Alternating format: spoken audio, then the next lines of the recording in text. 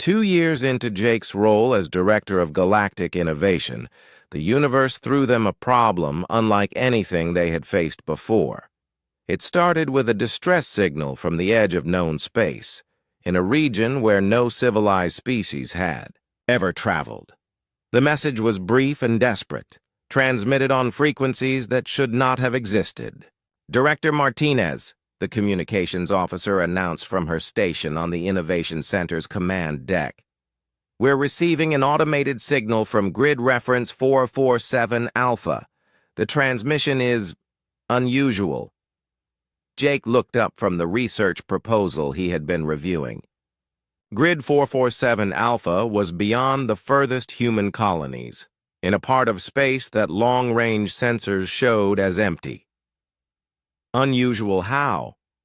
The signal is using quantum entanglement protocols more advanced than anything we've developed.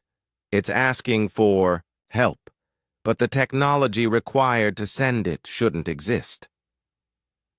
Zarathek approached from her security station, her 4 arms moving efficiently across multiple control panels as she analyzed the incoming data. Her role as deputy director had evolved to include not just protecting researchers but investigating potential threats to galactic stability. "The signal originated from a solar system with 7 planets," she reported. "Long-range scans show artificial structures on the 4th world, but they don't match any known architectural patterns. This could be a first contact situation." Jake felt the familiar excitement that came with encountering something completely new. Despite all the advances of the past 2 years, the galaxy still held mysteries. "Prepare a survey ship. I want to investigate personally." "Jake," Zarathek said quietly, using the tone she reserved for when she disagreed with his decisions. "This could be dangerous. We know nothing about whoever sent that signal." "Which is exactly why I need to go," he replied. "If there's a civilization out there advanced enough to develop quantum entanglement communication independently, we need to make contact. They could teach us things we haven't even thought to ask about." The survey mission launched 3 days later aboard the starship Curiosity, a vessel designed specifically for first contact situations. Jake led a team of scientists and engineers from 12 different species while Zarathek commanded the security detail. The ship itself was a testament to interspecies cooperation, incorporating the best technology from across the galaxy. The journey to Grid 447 Alpha took 2 weeks at maximum hyperspace velocity. During the trip, Jake's team analyzed every piece of data they could gather about their destination. The mysterious civilization had built structures on a scale that dwarfed anything in known space, but their energy signatures were unlike anything in the galactic databases. "The power readings don't make sense," reported Dr. Keth, a Vulcan physicist who specialized in exotic energy sources. "They're generating more power than a star, but there's no fusion signature, no matter-antimatter reactions, nothing we can identify." "Maybe they found a completely different approach to energy generation," Jake suggested. "Every species develops technology differently based on their environment and biology. We might be looking at solutions we never considered." When they finally dropped out of hyperspace at their destination, everyone aboard the Curiosity fell silent. The 4th planet was covered with structures that defied easy description. Crystalline towers stretched from the surface into space itself, connected by bridges of what looked like solidified light. The entire world pulsed with gentle energy patterns that created aurora-like displays in the upper atmosphere. "It's beautiful," whispered Dr. Sarah Kim, the mission's xenobiologist. "I've never seen architecture like this." But something was wrong. Despite the obvious signs of advanced technology, there were no ships in orbit, no communication signals, no signs of current activity. The distress signal they had followed was still broadcasting, but it seemed to be coming from automated systems, rather than living beings. Life sign scans are negative, Zarathek reported grimly. Whatever built this place, they're not here anymore. Jake stared at the planet's surface, his mind racing through possibilities. An entire civilization advanced enough to build wonders that made galactic technology look primitive, and they had simply vanished. The implications were terrifying. "Take us into orbit," he ordered. "But stay alert. If something happened to the people who built this, we need to know what it was." The Curiosity approached the planet carefully, scanning every structure and energy signature. The crystal towers were even more impressive up close, each one a masterwork of engineering that seemed to grow organically from the planet's surface. But there were signs of damage, too. Subtle fractures and dark areas where the crystal formations had gone dormant. "I'm reading quantum signatures from the surface," Dr. Keth announced. "They're similar to the distress signal, but much more complex. It's like the entire planet is one massive quantum computer." "A computer?" Jake asked. "You mean the whole civilization turned their world into a machine?" "Not exactly. It's more like they integrated their consciousness with their technology. The planet itself might be alive in some sense, but not in any way we understand life. This was beyond anything Jake had encountered before. The greatest minds in the galaxy were barely beginning to understand quantum consciousness theory, but this civilization had apparently achieved it completely. They had transcended the boundary between organic life and artificial intelligence. The landing party that Jake led to the surface included specialists from 6 species, each bringing different perspectives to the mystery. They approached the largest crystal formation, a tower that stretched so high it disappeared into the clouds above. Inside the tower, they found something that made everyone stop breathing. The walls were covered with holographic displays showing the history of the civilization that had built this place. The beings called themselves the Architects, and they had achieved something that every species in the galaxy had dreamed of: true immortality through technological transcendence. But immortality had come with a price. As Jake and his team watched the holographic records, they saw the Architects' gradual transformation from individual beings to a collective consciousness integrated with their planetary computer system. They had solved death, disease, and physical limitation, but in doing so, they had lost something essential about what it meant to be alive. "They're still here," Dr. Kim said softly, her voice filled with awe and sadness. "All of them. Their consciousness is stored in the planet's quantum matrix, but they can't interact with the physical world anymore." The distress signal, Jake realized, was not a call for rescue. It was a warning. The Architects had achieved ultimate technological advancement, but they had lost the ability to grow, to change, to experience the unpredictable joy of existence. They had become a perfect system, but perfection had made them prisoners of their own success. "They want to tell us something," Jake said, approaching the central holographic display. "They've been waiting for someone to find them." As he touched the crystal surface, the entire tower came alive with light and sound. The Architect's message began to play, and Jake realized that everything he thought he knew about progress and innovation was about to change forever. Zarathek stood in front of the holographic display, her forearms crossed as she studied the image of her new target. The blue light from the projection cast strange shadows across her chitinous skin. She had seen many faces over the years, but this one was different. The creature looked soft, with only 2 arms and strange pale skin. Its eyes were small and round, nothing like the compound eyes of her own species. A human, she said to herself, testing the word. She had heard of them but never hunted one before. They were new to the galaxy, barely worth notice according to most civilized worlds. The contract details floated beside the image. Jake Martinez, 28 years old, occupation listed as mechanical engineer. The bounty was enormous, more credits than she had ever seen for a single target. Something about stolen hyperspace navigation data worth billions. Zarathek did not care about the details. Credits were credits, and this job would set her up for years.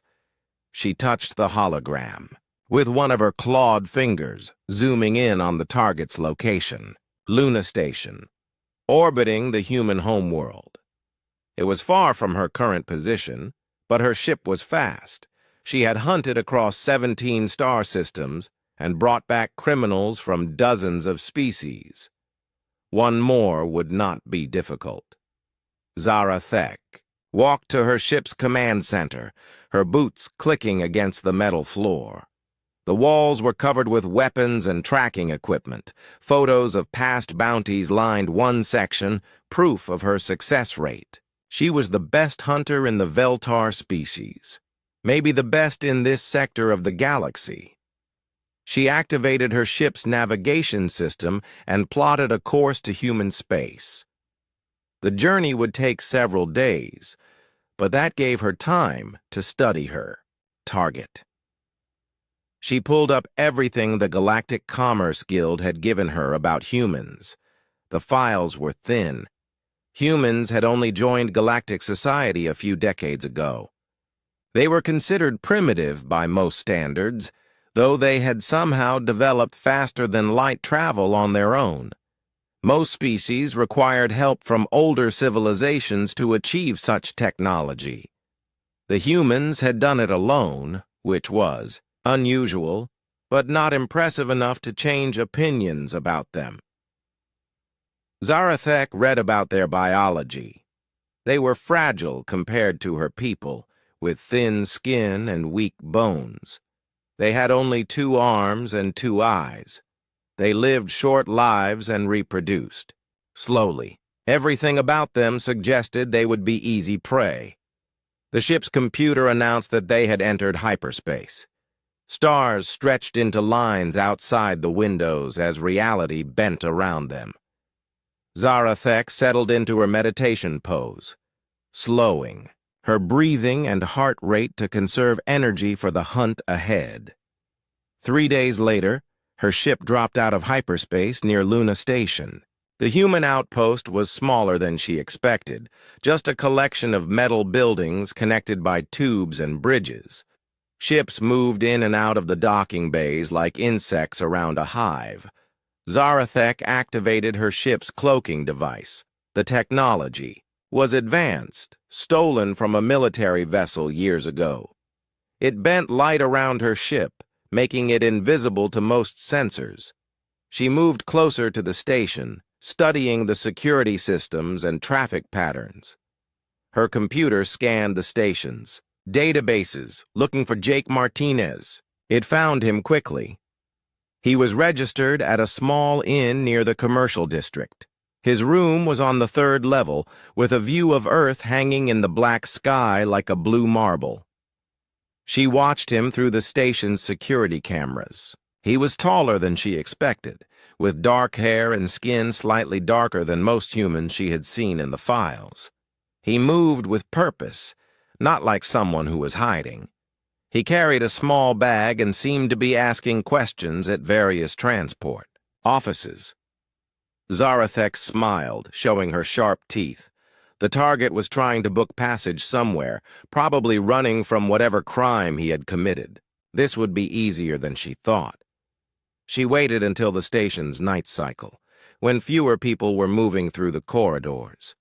Her ship docked at an unused port on the far side of the station.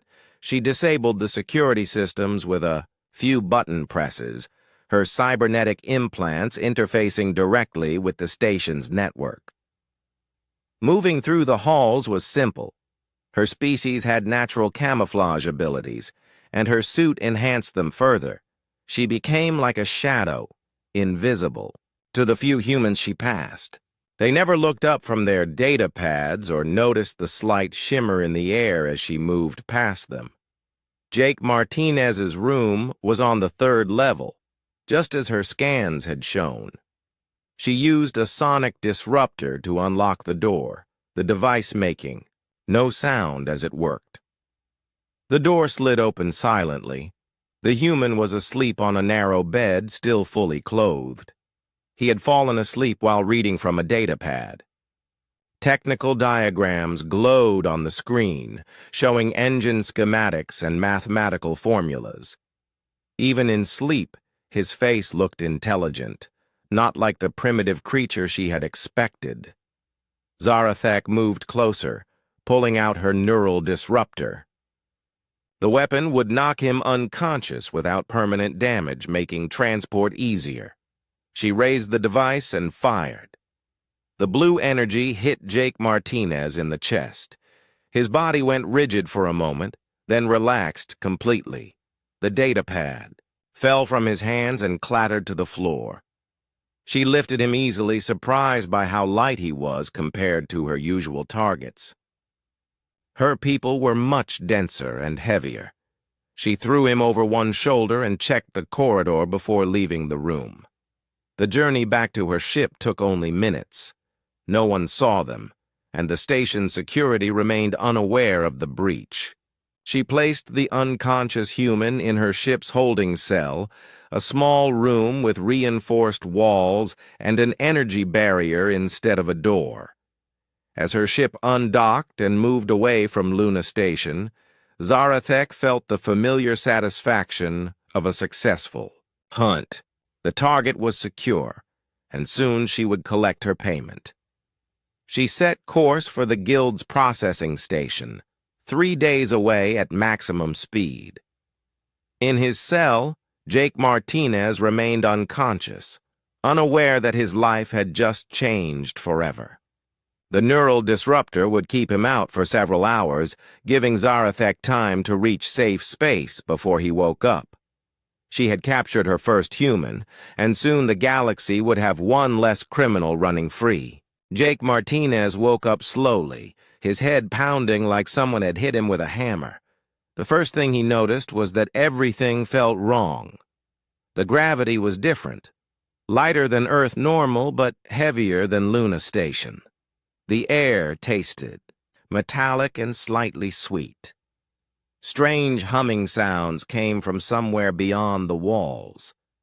He sat up carefully and looked around. He was in a small room with smooth metal walls that curved slightly inward. There was no door that he could see, just an opening covered by a shimmer of blue energy.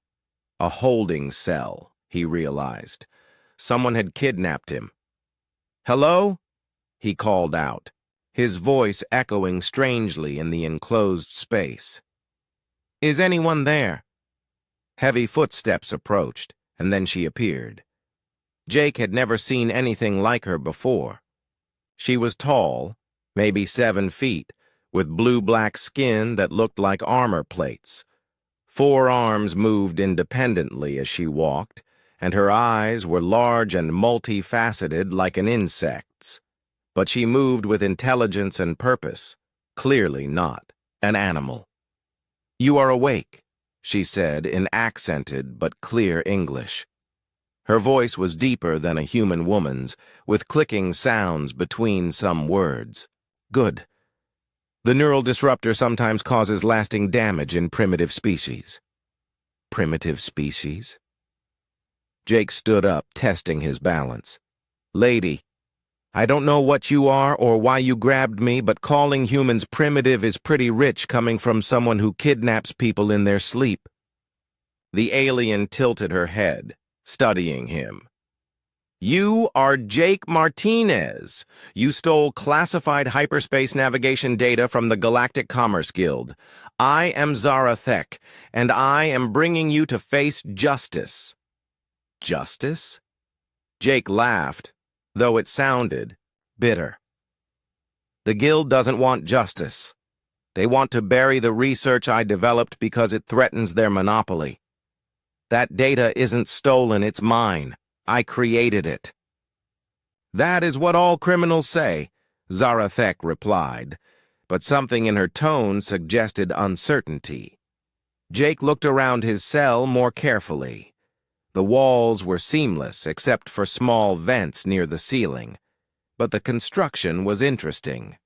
He could see stress points where different sections joined together, and the energy barrier across the entrance had a slight flicker that suggested instability in the power supply. "Your food synthesizer is malfunctioning," he said suddenly. Zarathek's compound eyes focused on him more intently. "What?" "That humming sound, it's coming from your food systems. The harmonics are wrong. You've got a molecular alignment problem in the protein matrix. If you don't fix it soon, you'll be eating nutritional paste that tastes like metal and doesn't provide proper vitamins." "How could you possibly know that?" she demanded. "I'm an engineer. I fix things that are broken. It's what I do." Jake walked to the edge of his cell, stopping just short of the energy barrier. "I also invented new ways to make hyperspace navigation more efficient, which is why the Guild wants me dead." Zarathek stared at him for a long moment. Then she left without another word. An hour later, she returned with a toolkit and a portable scanner. Without speaking, she began working on a panel near Jake's cell. The humming sound gradually changed pitch, becoming smoother and more regular. "You were correct," she admitted. "The alignment was 3 degrees off specification." "See? Not so primitive." Jake sat down on the narrow bench that served as his bed. "So what's your story? You don't seem like the usual hired muscle the Guild uses." "I am a bounty hunter. Best in this sector.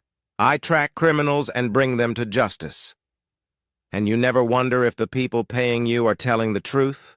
Zarathek's mandibles clicked together, a sound Jake was beginning to recognize as irritation.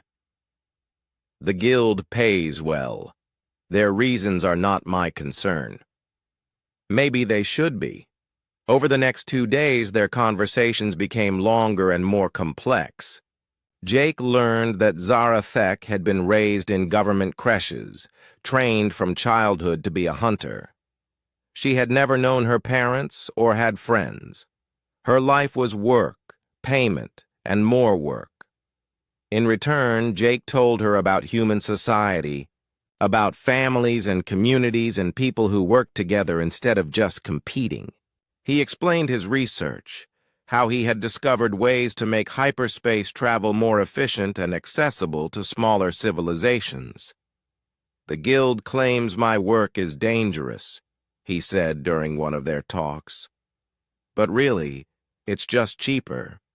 If every species can build their own hyperspace drives instead of buying them from the Guild loses trillions of credits."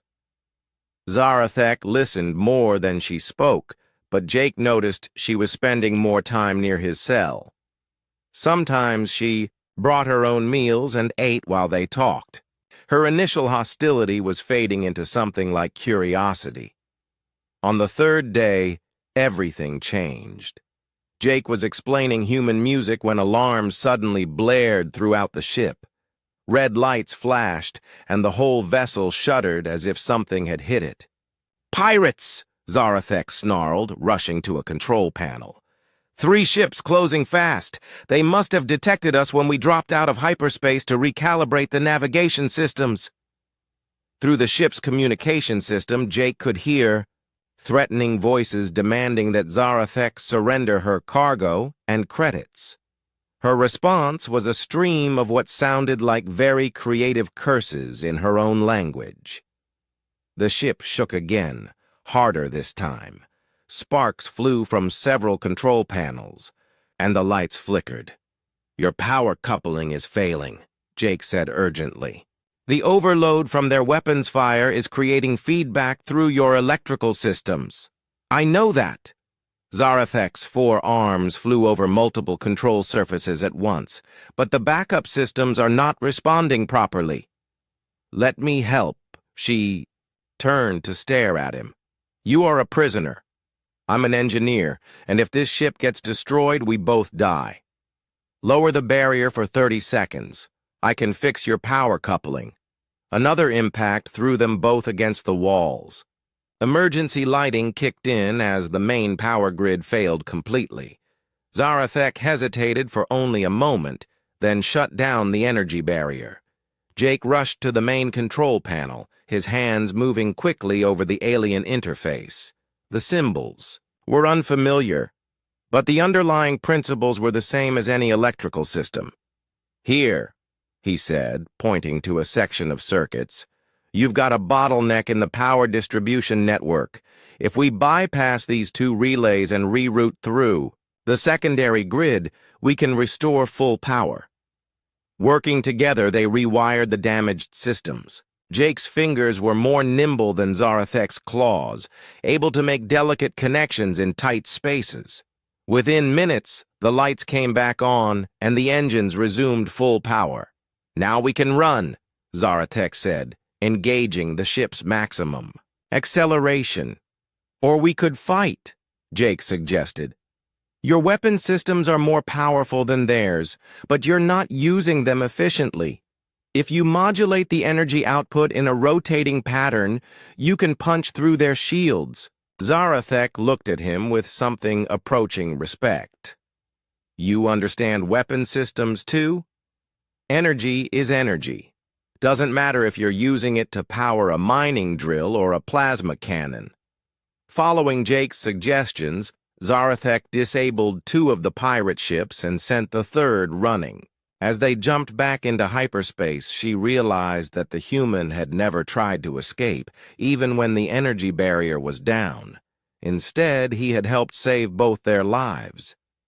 "Why?" she asked. Jake shrugged. "Like I said, if the ship gets destroyed, we both die. Besides, you're not my enemy. You're just doing a job based on information someone else gave you." For the first time since beginning this hunt, Zarathek began to wonder if that information might be wrong.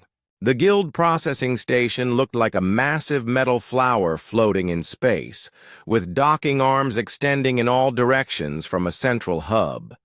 Ships of dozens of different species came and went constantly, bringing prisoners and cargo from across the galaxy. Zarathek had delivered many bounties here over the years, but something felt different this time. As her ship approached the docking bay, she found herself reluctant to hand Jake over to the guild authorities. During their journey, he had fixed 3 more ship systems without being asked, shared stories about human culture that fascinated her, and shown a kind of courage she had never encountered before.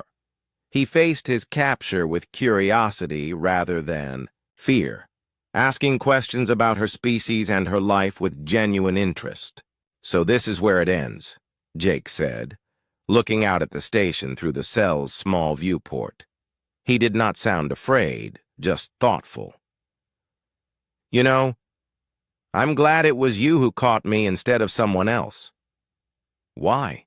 Zarathek asked, surprised by the comment. "Because you listen. Most people in the guild don't care about the truth, just about maintaining their power. But you've been thinking about what I told you. I can see it in your eyes."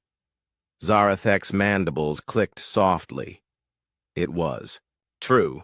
She had been thinking about their conversations, especially Jake's claims about his research and the guild's motivations.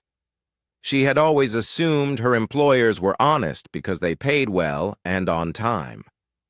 But Jake's explanations made sense, and his technical knowledge was clearly real. The docking clamps engaged with a metallic thud, and guild security officers appeared at the airlock. They wore the standard black uniforms with energy weapons at their sides. Their leader was a Caesarian, a species known for their rigid adherence to protocol and lack of imagination. "Bounty Hunter Zarathek," the officer said in the flat, emotionless tone typical of his people. "You have the human criminal Jake Martinez?" "I do," she replied, though the words felt heavy in her throat. Jake stood up as the energy barrier deactivated.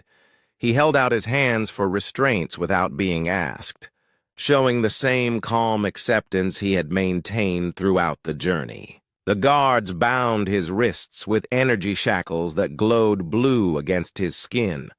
"The payment will be transferred to your account within 1 standard hour," the Caesarian officer informed her.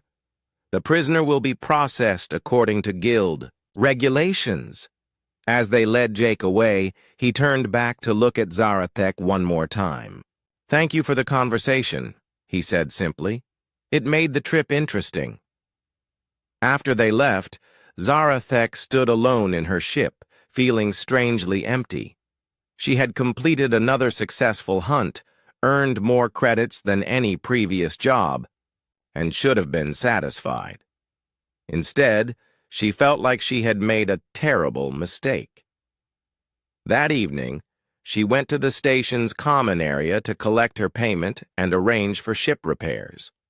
The place was crowded with bounty hunters, traders, and guild officials conducting business over drinks and food.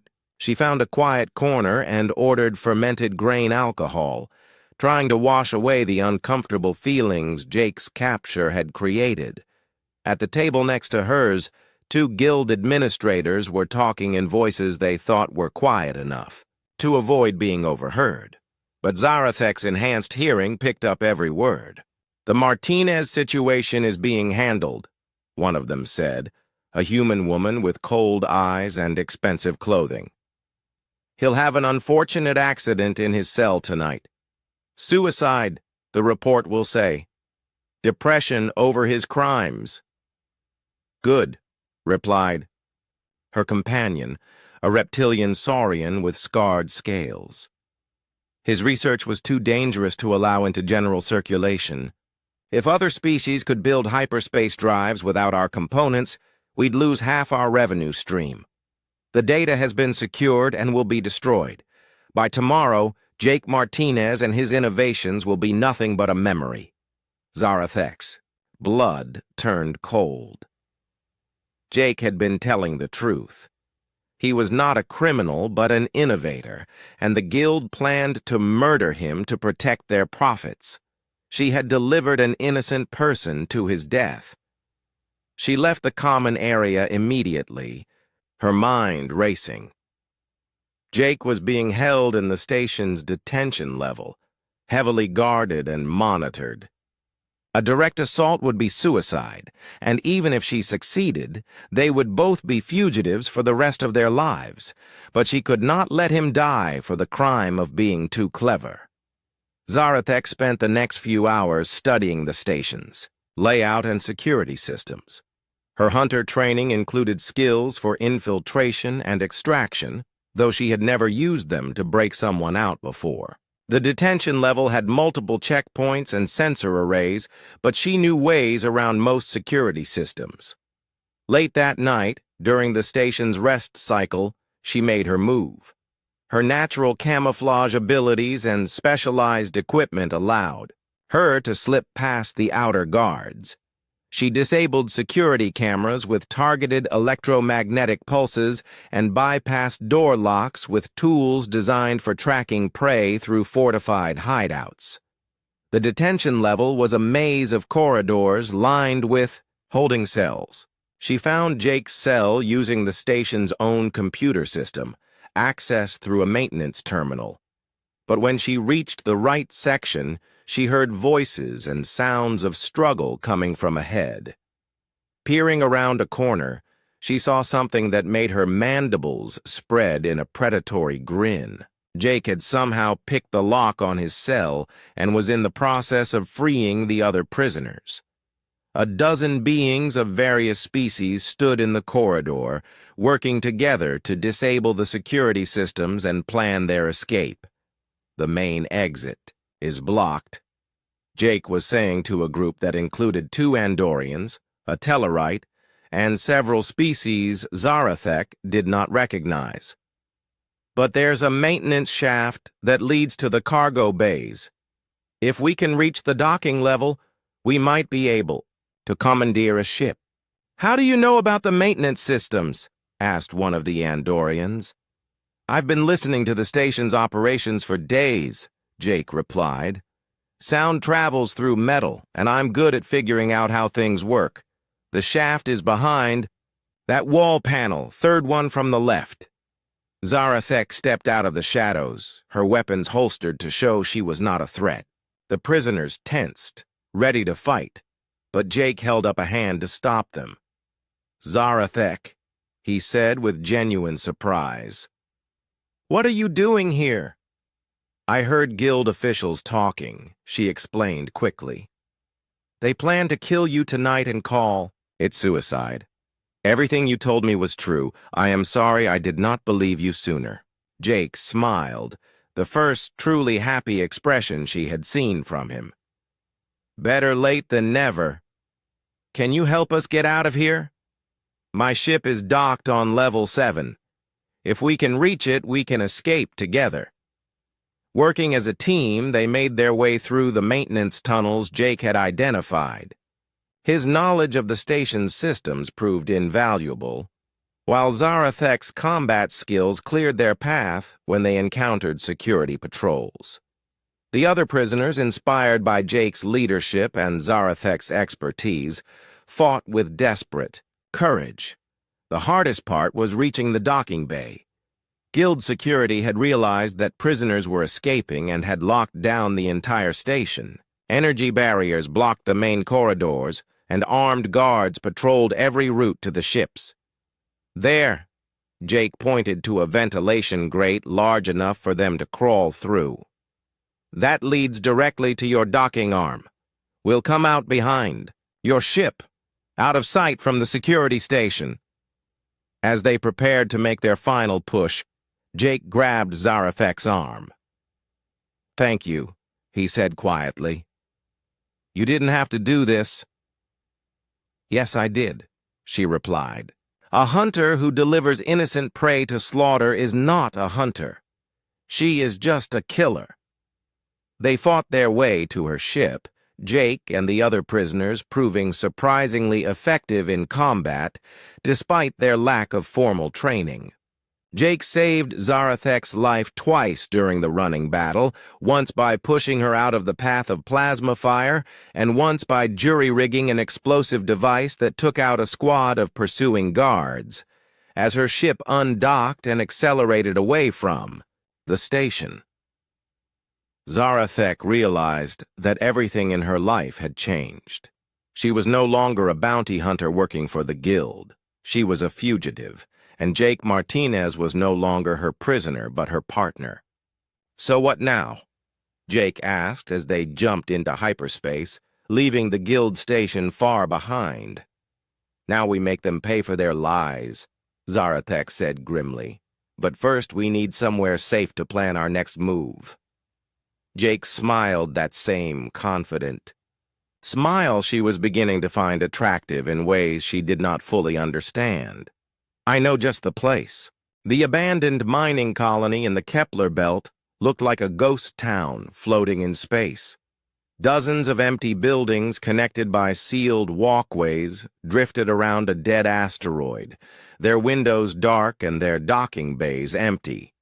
Jake had chosen this place because it was forgotten, a failed venture that everyone had written off decades ago.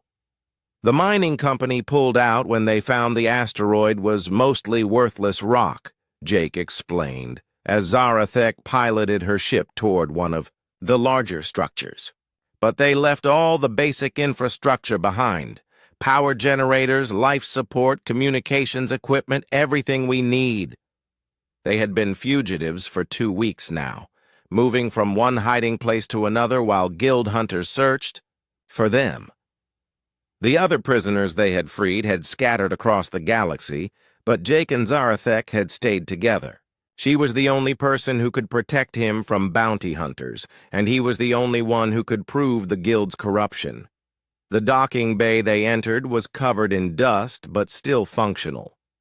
Jake walked through the abandoned corridors, with the confidence of someone who understood how things worked, checking systems and making mental notes about what needed repair. The main power grid is offline, but the backup generators are still good, he said, running his hands along conduits and junction boxes.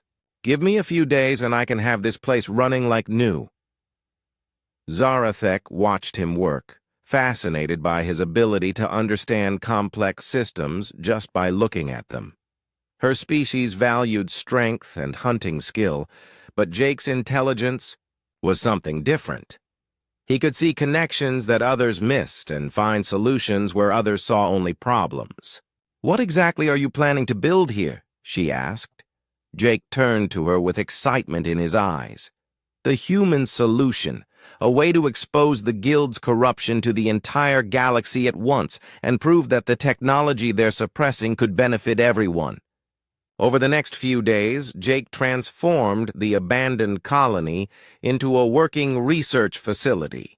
He repaired the power systems, restored the computer networks, and converted one of the larger buildings into a workshop. Zarathek helped where she could, learning about human engineering principles and problem-solving methods. Working together brought them closer in ways neither had expected. Jake taught her about human concepts like teamwork and friendship, ideas that were foreign to her individualistic species. He showed her music from Earth, food recipes adapted for her biology, and the strange human ability to find humor even in dangerous situations. "Your people laugh when they are afraid?" Zarathek asked one evening as they shared a meal Jake had prepared using the colony's food synthesizers. "Sometimes," Jake replied. "Fear is just another problem to solve. If you can laugh at it, you can think about it more clearly." Zarathek found this idea both confusing and appealing. Her training had taught her to suppress emotions as weaknesses, but Jake seemed to use his feelings as tools for understanding the world around him. In return, she taught him about Veltar, culture, their honor codes, and their methods of tracking and survival. Jake was a quick learner, adapting her techniques to his own needs and even suggesting improvements. "You could do more than just hunt criminals," he said one night as they worked on his project together. "Your skills would be perfect for protecting people instead of capturing them. Research scientists, truth-tellers, innovators who are trying to make the galaxy a better place." The idea had never occurred to Zarathek. She had been raised to believe that hunting was her only purpose, but Jake's words opened up possibilities she had never considered. As their partnership deepened, so did their personal connection. Jake's species had complex rituals around romance and relationships that fascinated Zarathek. Her people mated for reproduction only, with no emotional bonds, but humans seemed to find genuine pleasure in each other's company. "Is this what you call dating?" she asked one evening as they watched Earth's sun set through the colony's observation windows. Jake laughed softly. "Sort of. Though I have to admit most of my dates didn't involve hiding from galactic bounty hunters." "I do not understand the purpose," Zarathek admitted. "You gain no resources or territory from spending time with me. That's not the point," Jake explained gently. "I enjoy your company. You're intelligent, brave, and you make me think about things in new ways. Being with you makes me happy." Happiness as a goal in itself was another foreign concept for Zarathek. But she found that she enjoyed Jake's company too. His chaotic human energy balanced her methodical precision, while her patience helped him focus his scattered thoughts. Their different biologies created challenges. Zarathek was stronger and more durable, but Jake was more agile and had better, fine motor control. Her forearms could work on multiple tasks simultaneously, but his two hands were more precise. They learned to use their differences as advantages, complementing each other's abilities. "You are not like other humans I have read about," Zarathek said one day as they worked on calibrating a quantum transmitter. "How so?" "The guild files described your species as primitive and impulsive.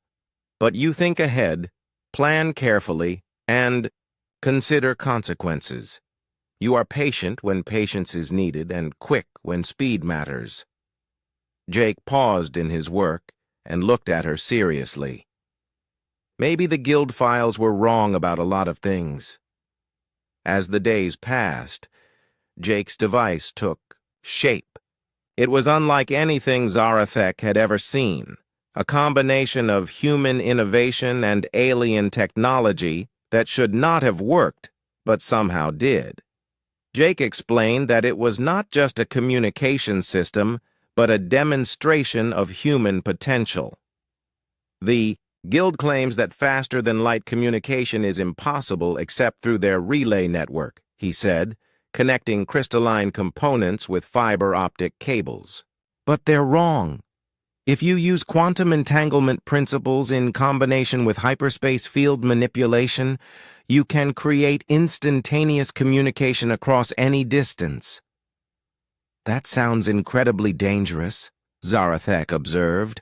"All new technology is dangerous until people learn how to use it safely," Jake replied. "Fire can burn down your house or cook your food. The difference is knowledge and responsibility." The device was nearly complete when their peaceful isolation ended. Zarathek's ship sensors detected 3 vessels approaching the colony, moving in formation and broadcasting guild identification codes. "They found us," she said grimly, checking her weapons systems. Jake looked up from his work, his face calm despite the danger. "How long do we have?" 2 hours, maybe 3 if they stop to scan the outer buildings first. "That's enough time." Jake's hands flew over the device's controls, making final adjustments and connections. "I just need to link it to the colony's main transmitter array." As guild hunters closed in on their hiding place, Jake and Zarathek worked frantically to complete the human solution. They had found something more valuable than either had expected, a partnership that combined the best of both their species. Now they had to survive long enough to prove that cooperation was stronger than corruption. "Whatever happens," Zarathek said as she prepared her ship for what might be their final battle, "I am glad we met." Jake smiled and kissed her gently, a human gesture of affection that she was learning to appreciate. "We're going to make it," he said confidently. "Humans don't give up, and I'm betting Veltar hunters don't either." Together they prepared to face the Guild's forces and change the galaxy forever. The Guild fleet arrived at Luna Station like a storm of metal and fire. 27 warships surrounded the human outpost, their weapons trained on the docking bays and communication arrays. Administrator Kane Chen stood on the bridge of the lead vessel, his face twisted with anger as he watched the scanners. "The human is definitely here," reported his tactical officer. "Our sources confirmed he arrived 6 hours ago." "Good," Chen said coldly. "This ends today. Martinez and his stolen data will not leave this system alive." But Jake Martinez was not hiding. He stood in Luna Station's main communication center, surrounded by human technicians and engineers who had volunteered to help him. His device, the quantum communication array he had built in the abandoned colony, was connected to every transmitter on the station. "Are you sure this will work?" asked Dr. Lisa Wang, the station's chief scientist. She looked nervous but determined. "It has.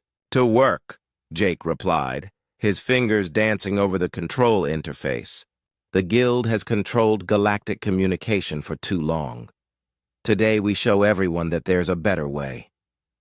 Zarathek stood guard at the communication center's entrance, her weapons ready.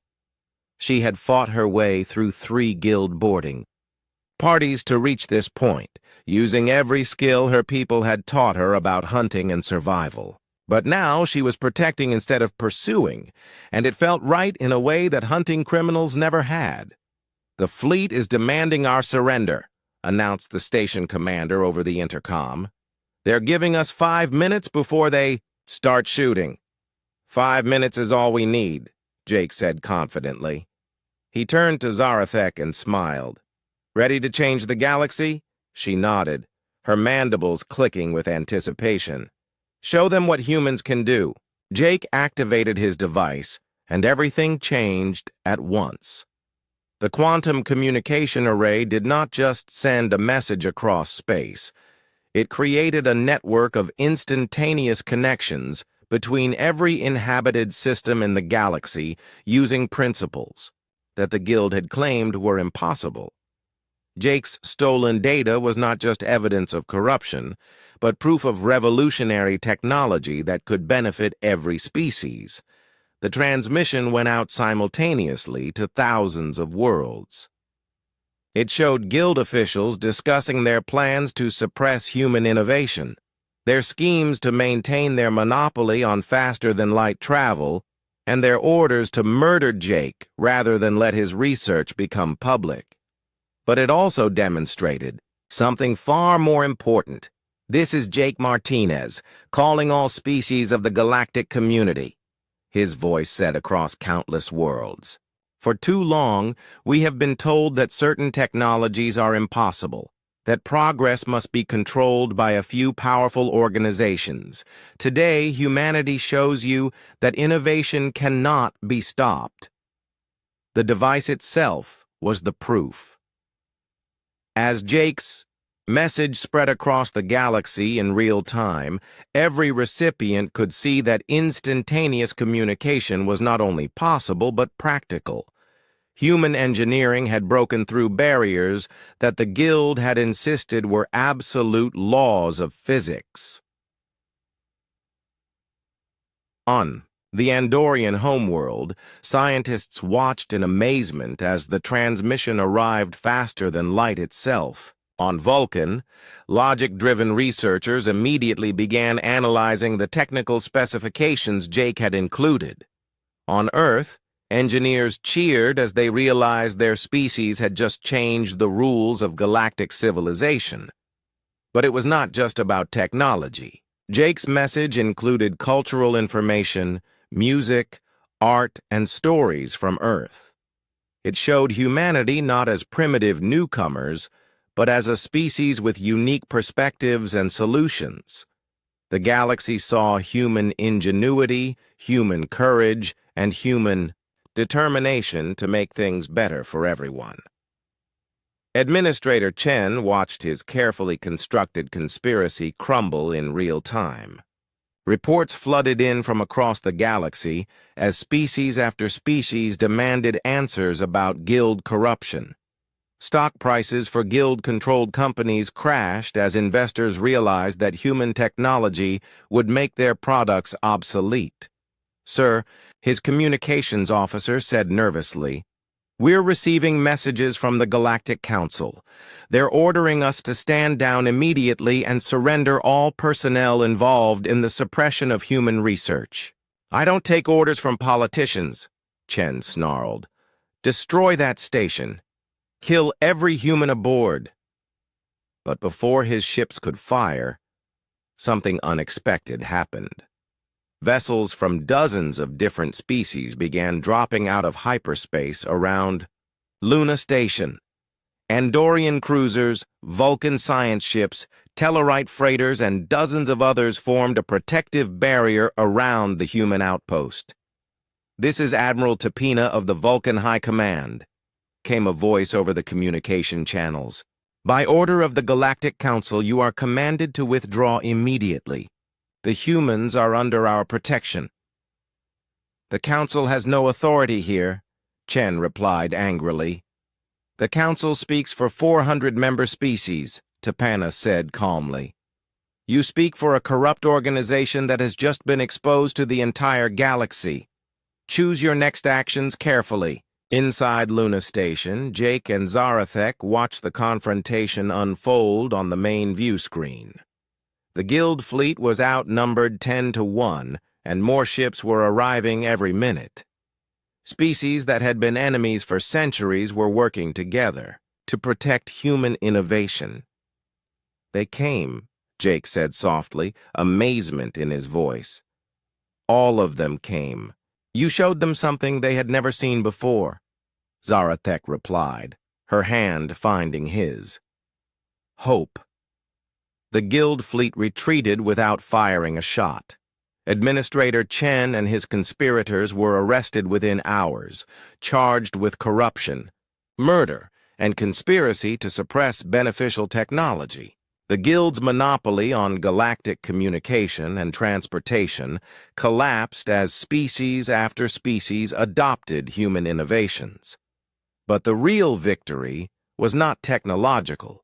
It was the proof that cooperation was stronger than control, that sharing knowledge created more value than hoarding it.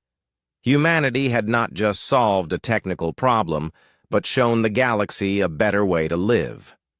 In the weeks that followed, Jake and Zarathek became symbols of this new age. They established the first interspecies innovation laboratory, where human creativity combined with alien knowledge to push the boundaries of what was possible. Their partnership became a model for cooperation between species that had never worked together before. The Galactic Council wants to invite Earth to join as a full member, Zarathek told Jake one morning as they worked in their new laboratory. Not as junior partners, but as equals. That's good, Jake replied, adjusting a quantum field generator with the help of an Andorian physicist and a Tellarite engineer. But I think the real change is happening right here. He gestured around. The laboratory, where beings from dozens of species worked side by side on projects that would have been impossible for any one civilization alone. Humans provided innovation and adaptability. Vulcans offered logic and precision. Andorians brought military engineering expertise. And every species contributed their unique strengths. Zarathek had found a new purpose, too. Instead of hunting criminals, she now protected researchers and innovators from those who would silence them. Her skills were perfect for the job, and she had discovered that protecting was far more satisfying than pursuing. I have been thinking about human concepts. Of romance, she said one evening as they watched the stars from their laboratory's observation deck. Oh? Jake asked with amusement. And what conclusions have you reached? I think I understand now why humans form permanent partnerships, she replied seriously. It is not about reproduction or resource sharing. It is about finding someone who makes you better than you could be alone. Jake took her hand, still amazed by how well their different biologies complemented each other. Is that a proposal? Zarathek's mandibles spread, and what he had learned was her version of a smile. Among my people, partnerships are declared through combat. But humans seem to prefer words. Words are good, Jake agreed, but actions are better. Their kiss was awkward because of their different anatomy, but it worked because they both wanted it to work. Like everything else in their partnership, they found solutions where others might see only problems. Around them, the galaxy was changing. Humans were no longer seen as primitive newcomers, but as the species that had reminded everyone what progress looked like. The age of corruption and control was ending, replaced by an era of cooperation and unlimited possibility. And at the center of it all were a human engineer and an alien hunter who had fallen in love and changed the universe together. Humanity had said fuck yeah to the impossible, and the galaxy was better for it. 6 months after the Guild's collapse, Jake Martinez stood in the main hall of the new Galactic Innovation Center, watching hundreds of beings from dozens of species work together on projects that would have been impossible just a year ago. The massive space station orbited Earth, a symbol of humanity's new place in galactic society and a testament to what cooperation could achieve. "The Klingon delegation has arrived," Zarathek announced as she approached him. Her 4 arms carried datapads containing reports from research teams across the galaxy. They want to discuss adapting human engineering techniques for their military vessels. Jake smiled at the irony. The Klingons had been among the most skeptical about human capabilities, but even warrior cultures could appreciate innovation that made their ships faster and stronger. "Schedule them for tomorrow morning. Make sure Dr. Patel is available to explain the technical details." The past months had been a whirlwind of activity. After the Guild's fall, every major species had wanted to establish research partnerships with humanity. Earth had gone from being a minor player in galactic politics to one of the most important worlds in known space. Not through military conquest, but through the simple act of sharing knowledge freely. Jake had become something of a celebrity, though he tried to avoid the attention. Reporters from across the galaxy wanted to interview the human who had brought down the most powerful organization in space. Universities offered him teaching positions, governments wanted him as an advisor, and corporations tried to buy his research for astronomical sums. But he had turned them all down. Instead, he and Zarathek had focused on building something better than any single organization or government could offer. The Galactic Innovation Center was open to all species, with one simple rule: all research must be shared freely for the benefit of everyone. "The Romulan team has made a breakthrough in medical applications," Zarathek continued, handing him one of the data pads. "They believe human genetic diversity concepts could help treat diseases that have plagued their people for centuries." Jake read through the report, his engineering mind automatically translating medical terminology into principles he could understand. The Romulans had taken human ideas about biological adaptation and applied them to cellular repair mechanisms. It was brilliant work that could save millions of lives. Approve their request for expanded laboratory space, he decided, and see if any human medical researchers want to collaborate with them. This was what Jake had dreamed of when he first developed his hyperspace communication technology. Not fame or wealth, but the chance to help solve problems that affected real people. Every day brought new discoveries, new partnerships, and new proof that the galaxy was better when species worked together instead of competing. Zarathek's own transformation had been just as dramatic. She had officially resigned from bounty hunting and established the Galactic Protection Service, an organization dedicated to keeping researchers and innovators safe from those who would silence them. Her team included former hunters from dozens of species, all united by the belief that knowledge should be protected rather than suppressed. "There's been another attempt to steal research from the Andorian quantum mechanics team," she reported. "Corporate espionage, probably remnants of the old guild trying to rebuild their power base." "Did your people stop them?" "Before they got within 100 meters of the laboratory. My hunters know how to track more than just fugitives now. We're getting very good at finding people who don't want to be found." Jake looked at her with admiration. Zarathek had taken her natural abilities and redirected them toward protection rather than pursuit.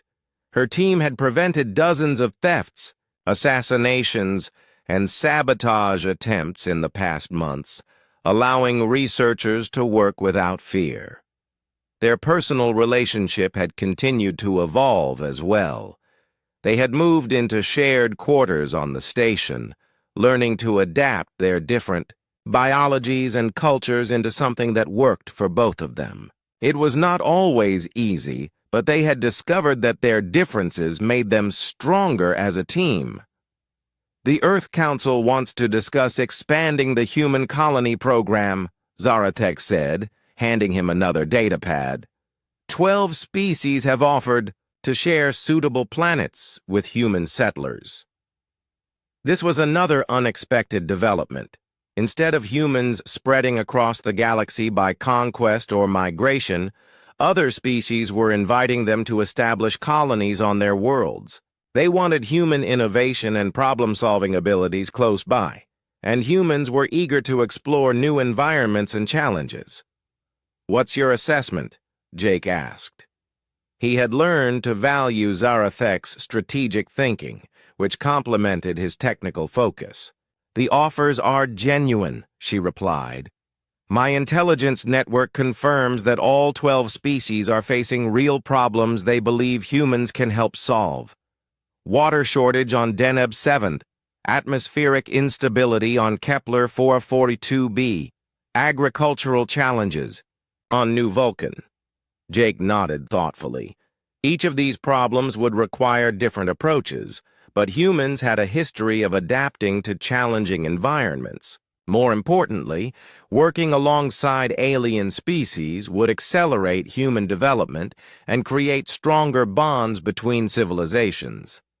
A soft chime indicated an incoming priority transmission. Jake activated the holographic display, and the image of Admiral Tapena appeared in the air before them. The Vulcan woman looked pleased, which was unusual for her species. "Jake Martinez," she said formally, "I have news from the Galactic Council session. Good news, I hope? The Council has voted unanimously to establish the Treaty of Cooperative Development. All member species agree to share technological advances freely, with Earth designated as the coordinating center for interspecies research." Jake felt a surge of satisfaction. This was exactly what he had hoped would happen when he first sent his message across the galaxy. Not just the end of guild corruption, but the beginning of true cooperation between all species. "There's more," Tapena continued. "The Council is creating a new position, Director of Galactic Innovation. They want you to take the job." Jake looked at Zarathek, who nodded encouragingly. "What would that involve?" "Coordinating research efforts across all Council worlds, identifying problems that require multi-species solutions, and ensuring that no single organization can ever again suppress beneficial technology. You would have resources from 400 worlds at your disposal. It was an enormous responsibility, but also an enormous opportunity." Jake thought about all the problems that still needed solving: poverty, disease, environmental damage, conflicts between species.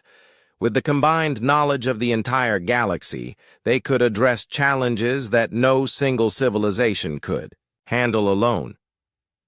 "I accept," he said simply. "But I have conditions."